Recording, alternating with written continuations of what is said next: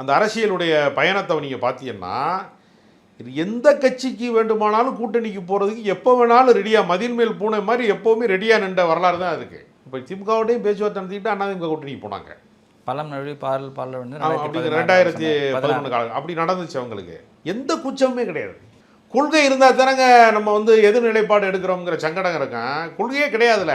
தேமுதிகவுக்கு என்ன கொள்கை நிலைப்பாடு இருக்குன்னு யார்ட்டையாவது கேளுங்க. தேமுதிகக்காரன் யாருக்குமே தெரியாது. கேப்டன் நல்லவர், அவ்வளோதான். இப்போ இந்த பாதை இருக்கு இல்லையா, இப்போ நீங்கள் எம்ஜிஆர் கூட பயணித்தவர்களில் பல பேர் இரண்டாம் கட்ட தலைவர்கள் அண்ணாவோடு பயணித்தவர்கள். நாவலர் நடிச்சிருக்கேன், நாஞ்சில் மனோகரன், பெரிய தலைவர்கள் வரிசை வந்து உண்டு. அப்புறம் ஒரு லட்சியவாத கனவோட இந்திய எதிர்ப்பு போராட்டத்தில் போய் கலந்துக்கிட்ட காளிமுத்துலேருந்து மிகப்பெரிய வந்து போராட்ட குணம் கொண்டவர்கள். சேடப்பட்டி முத்தியாவே இந்திய எதிர்ப்பு போராட்டத்தில் சிறைக்கு போனவர். பல பேர் ஜெயலலிதா காலில் விழுந்த கதையத்தையும் சொல்லிக்கிட்டு இருக்காங்க இன்றைக்கி வரைக்கும் அவரை பற்றி.